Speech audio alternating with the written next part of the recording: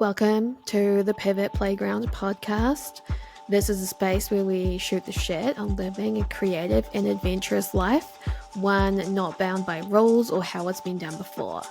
From navigating the wild ride of solo entrepreneurship to evolving through the ebbs and flows of just being human, we're here to explore all of it, to do things on our own terms, and to remember we always have the power to pivot. Jump in, play hard, and savor the journey.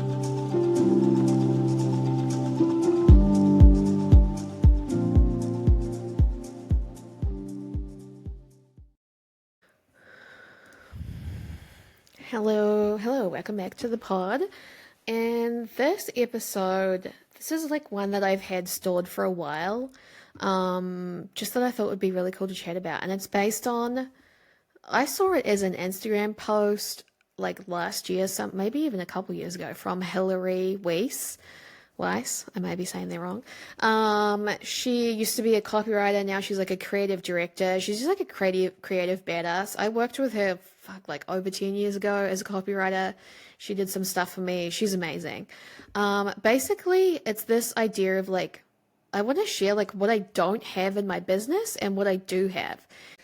I think sometimes you like have an idea of like what people might like have in their business in terms of like this huge team or this huge office or like all these crazy goals and shit, but in reality maybe it's not like that.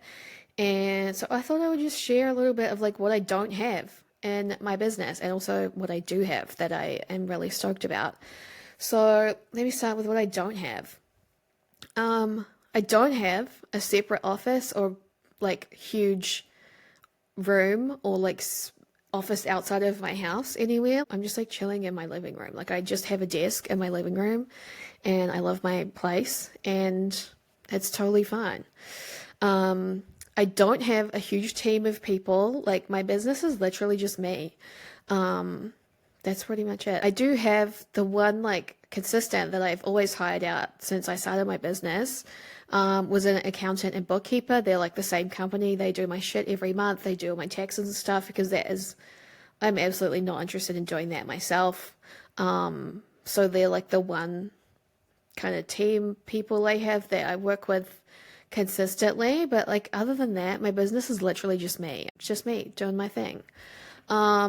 I don't have, and I've never had an extensive, like automated fancy workflow for one-on-one design work. I've tried it maybe a couple times and it never worked for me. Like and by this I mean like all like Dubsado and like all those, I can't even think of the other ones, like Honeybook and all those other like big programs and stuff that help you manage client work. They literally never worked for me.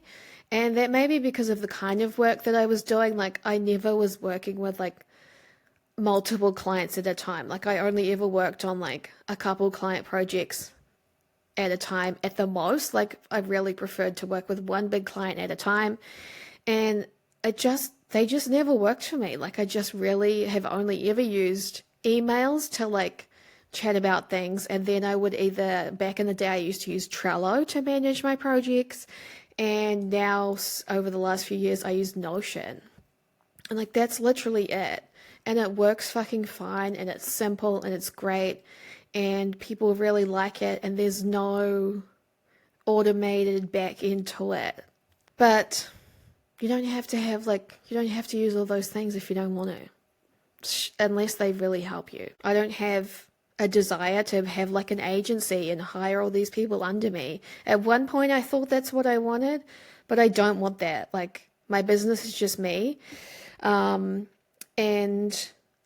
that means that my business gets to move with like me and my energy and my interests, and it's very adaptable to pivoting. Like at any point, which feels really cool to me that I can just do whatever I want at any point. Like the freedom of that is really fucking cool. And I can't imagine running my business any other way. And that's also part of the reason why last year I rebranded my business from, I used to do, like over the years my business has so many names, like side note. But like when I very first started, it was called Fresh by Sian. And then it was fresh by Sian for a pretty fucking long time, to be honest. And then it might have been just my name, Sian Richardson. And then for a few years, I did it under Good as Gold Studio. And then last year, I pivoted back to my name because, like, for lots of reasons, I was just like, my brand is just me, and I don't want a studio or like, it's just me, and I don't think that's going to change anytime soon. And I want that, like, all of this stuff can just live under my name because that's how I do things. So yeah, I don't have a big, like, massive strategy because my business is like very energy, interest, vibes based, and I get to pivot that as I want to. And like, kind of like I said, I don't have a desire to scale majorly, which again, this is all shit that I feel like maybe we're like, more people are saying this now, but I don't actually want to scale that much. Like, it feels like a big deal to say stuff like that because it's like, I don't know, we get used to thinking that like you have to always be playing bigger and like planning the next big thing and like 10xing your income, and like that would be great, and like I would love to make more money, and like sure, that's a goal, but it's not like I don't really care about making bajillions of dollars. Like, you can make like enough to live and enjoy your life. You don't need to be striving to make hundreds of thousands of dollars unless that's what you really want, and like that feels like expansive and exciting and fun for you, you know? One thing I also thought of just as I was like writing my notes for this is like, currently as I'm recording this, like I don't have a perfect website. Like, honestly, my own website kind of makes me cringe a little bit. Like, my homepage, my about page, it needs a big update in terms of like copywriting, and I want to update some design stuff. But that doesn't stop me from selling shit and like launching things and making stuff. And I think that's sometimes like a bit of a misconception that like you have to have this perfect brand and this perfectly polished website to be able to do anything, but you don't. Like, even if your website is like in between phases like mine is, or like even if you don't have one but you have a product you want to launch, just fucking make a one-page website and like launch the thing and get it out into the world.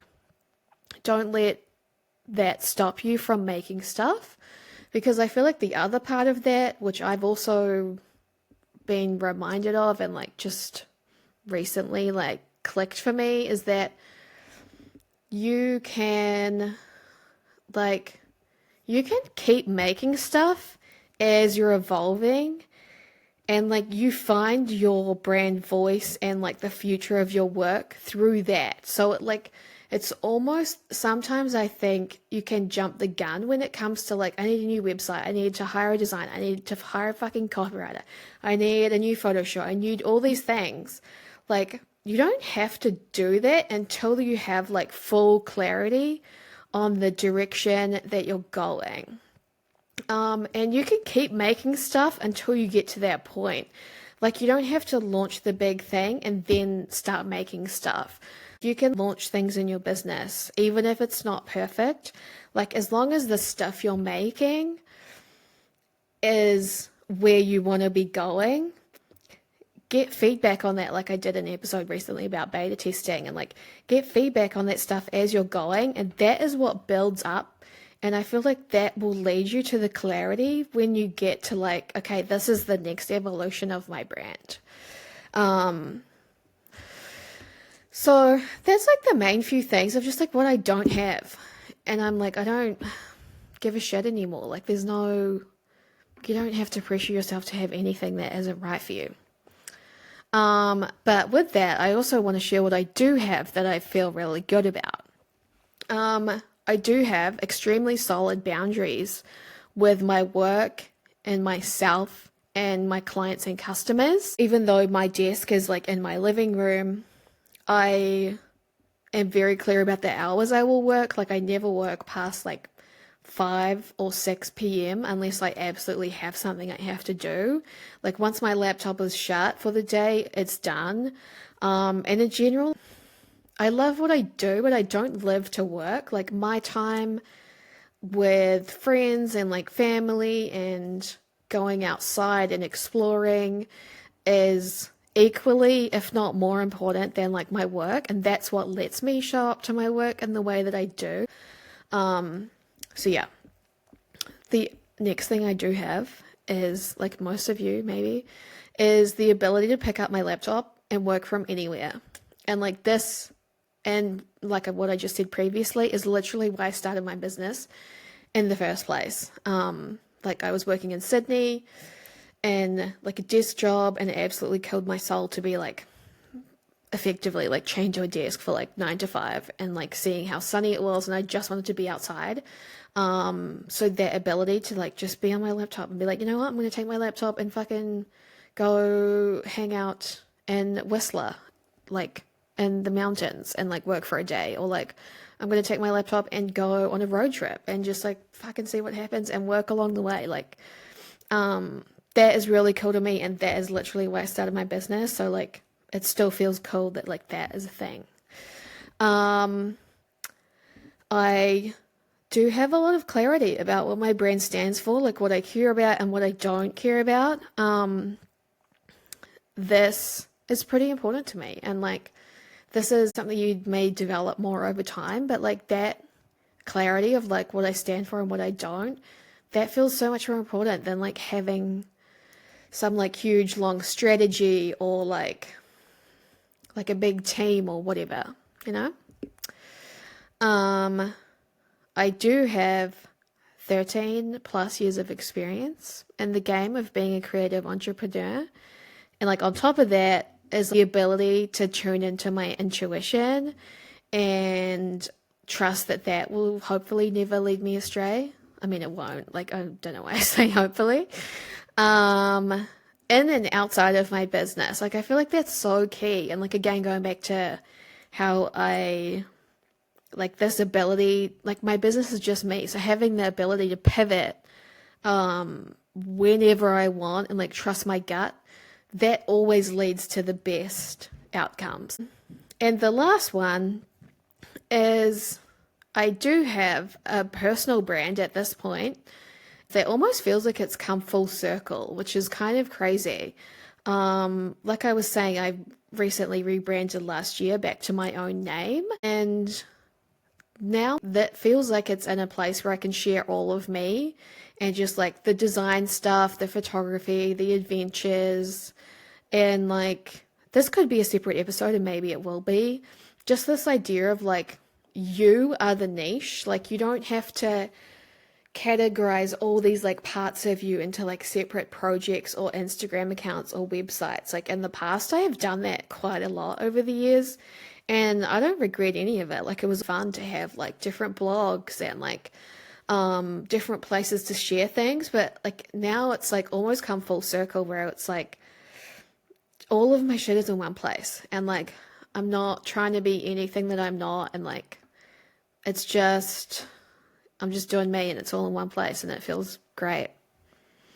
So that's like a little rundown. I thought that might be like a quick short episode, and hopefully like it's just a reminder of just do whatever the fuck you want. It doesn't matter what everyone else is saying that you should care about or that you should be striving for or that you have to have to be successful. Like you get to just define what your business and what your life looks like, what you actually want for yourself, regardless of the noise of what everyone else is doing. Because I think sometimes it's a little easy to get lost in the source. And that's the whole point of this podcast, is just to like shoot the shit about this stuff.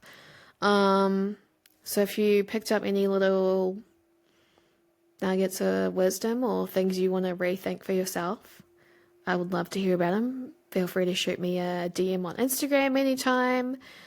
And yeah, that's all I got for this one. So I will see you soon.